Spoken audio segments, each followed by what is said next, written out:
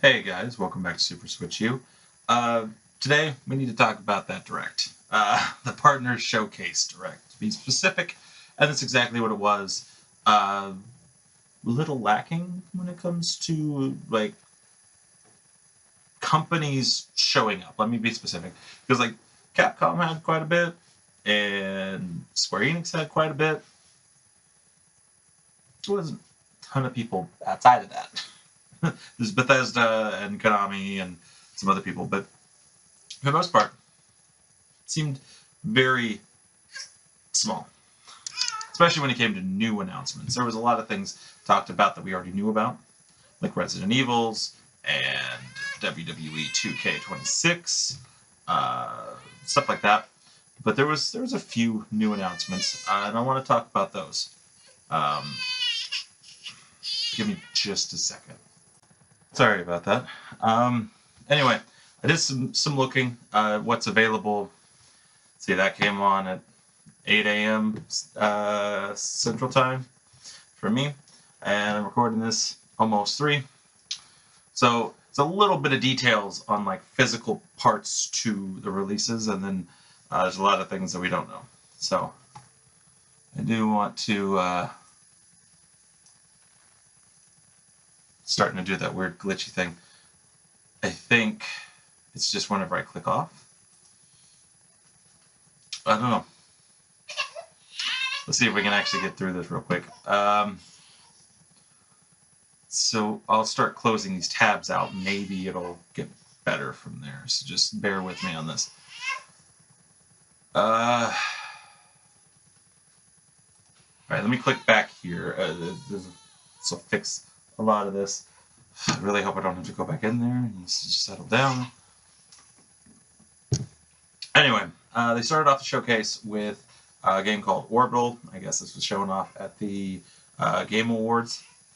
And it's designed to look like old like 80s, 90s animes.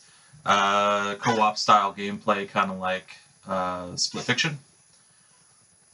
It's a Switch 2 exclusive, so it's a plus. So I like exclusives. Hopefully it's a good exclusive and not a bad exclusive. But we'll see. It's like Q3 or something. It's a little ways out, like fall-ish.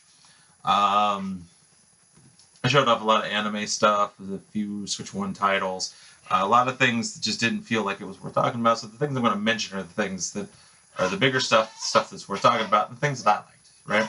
So first thing I got super pumped for, Super Bomberman Collection. It was great. It was fantastic. I like seeing those old games getting collections and stuff. And hold on. Sorry about that. I guess he's just going to be in here with me. So if you see me look down, Joey's just right there looking at me because he will scream if he's not right next to somebody. Apparently. That's the kind of day we're having. So back to what I was saying a second ago, though. Bomberman Collection. I do actually really like when we get these retro game collections together. It is supposed to get a physical release in August. I want to say it said August 3rd, but I'll have to go back and rewatch it because I didn't catch the specific dates on a lot of these. I caught it like right as it was flipping to the next thing. It's got Super Bomberman from the Super Nintendo. The first two that we got, or that went globally, and then 3, 4, and 5 that never left Japan, or something like that. We didn't get those. But then it also has the original NES versions to Bomberman and Bomberman 2. So, good chunk of Bomberman games together in a physical package. What we like to see. What I like to see. It's just, one more reason not to have an NES or a Super Nintendo. I'll just keep it all on Switch. But anyway, so Switch 1, Switch 2. They showed off Resident Evil. Obviously, it comes out this month, which has basically everything physical except the actual game, which is disappointing. You can buy a Pro Controller themed for Resident Evil. You can get Amiibo for the main character and for Leon. It's just yeah, just can't get all the information on your cartridge. You just get this little key card. So I mean, that's awful. If it goes down to the right price, I will check it out. But a full 60, 70, or $80, no. And 90 for 3 of them. I'm sorry. That's just, I know that's technically $30 a piece, and so I should be jumping at the chance for that, but not when it's all at the same time. Then it's $90. I don't have $90. Moving on. Digimon Story Time Strangers got announced for Switch 1 and 2. I think we knew it was coming to Switch 1. Maybe we didn't. I don't know. But they are getting physical releases. However, the Switch 2 is key card. Best Buy told off on that one. Because I just looked it up and it's, yeah, big old banner across the bottom. So Switch 1, I guess, for myself, that's fine. I still get to play the game and then digital the upgrade pack, because if you have to have something off the cartridge, it might as well be the little bits. Pragmata, Capcom's newest game, not only got a new trailer, it has a demo, and I was going to play that and talk to you guys about this at the same time. Then I got told I got to do this quick, and then also he's having issues, so we'll look at the demo later. I've got it downloaded. It's ready. I'll just do a separate video to check out that demo. There was demos for some other games we talked about. But even though it has been said to be a keycard, I still think it looks cool. And either digitally or at the right price for the keycard, I will check out that game, especially if the demo plays good. Like, if it's a fun demo, I'm going to have to. But now, I guess, when you're shooting stuff, the little girl android on your shoulder, she can hack instantly. So you do these little, like, find the path to the little green dot or whatever puzzles. And you're doing that, like, super quick as you're shooting people. Like, I don't know. Something about that, the chaos of that, actually sounds interesting to me. So we'll be looking at that at some point soon. What else did I talk about? There was some arcade archives, because they were doing that on the Switch 1, and then they were doing some games for Switch 2. Not sure why certain ones have to be exclusive, but it's whatever. But now they're going to do console archives for the Bandai Namco titles. And in that, there was a Monster Rancher game they showed off, which looked cool. And there was Ninja Gaiden 2, but then also Cool Borders from the PlayStation. So I might have to check that out, because that one, I believe that was available today. I saw it in the eShop. It was like $12, and I'm like, oh, I wish I had $12. Just do some Cool Borders. That would be cool. Be sweet and gnarly. Anyway, so they showed those off. What else did they talk about? I'm trying to remember this from scratch, because I had a list pulled up and it was freaking out the recording, and I had to stop. So if I missed something, I'm sorry. Yeah,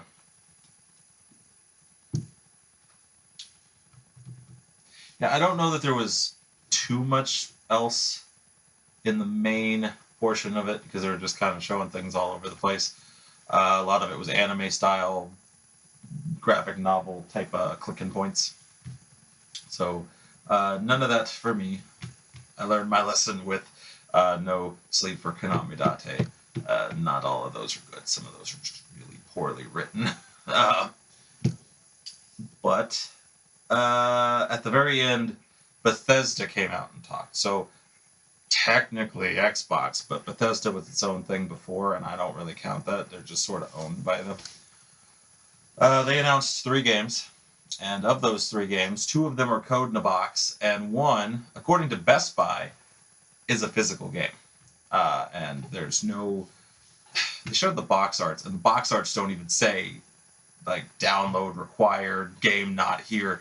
Like, there's no accountability for that. And they know people are just going to freaking buy it, because it's Fallout 4 Anniversary Edition, and Elder Scrolls Oblivion, which is the thing that made me hate the entire Elder Scrolls Line. This is the first one and only one that I have played, and I have no need for any of those games.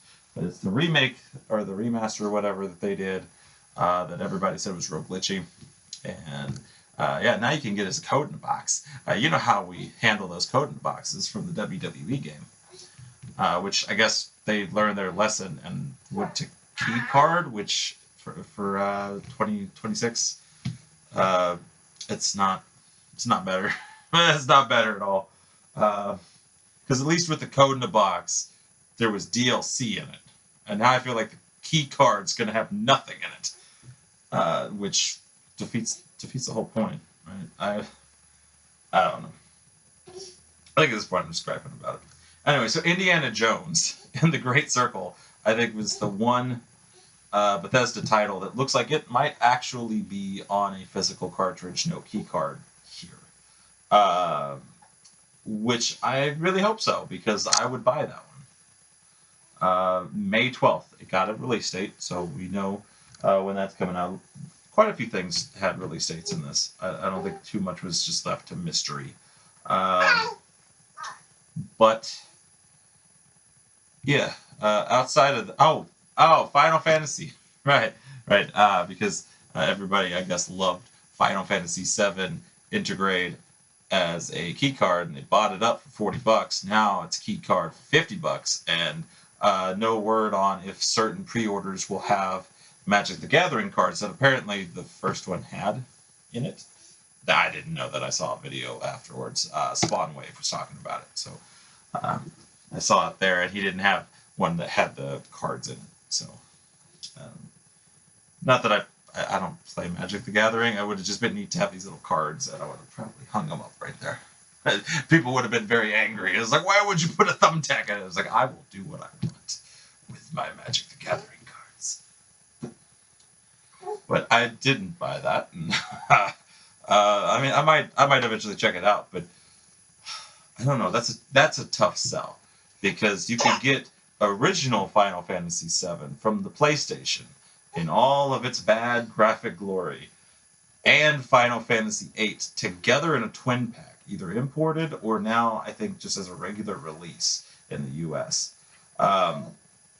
You could get that all on the cartridge, or you could get the nice, shiny, polished one in 3 parts and spend probably over $100 by the end of it for some key cards.